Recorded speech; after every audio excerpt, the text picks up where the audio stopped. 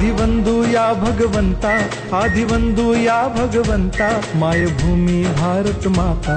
सर्व धर्म शांती समता, गुरुजन माता पिता, राष्ट्राचा पालन करता, निसर्ग अन्नदाता, वैज्ञानिक रक्षण करता, माता अन भगिनी भ्राता।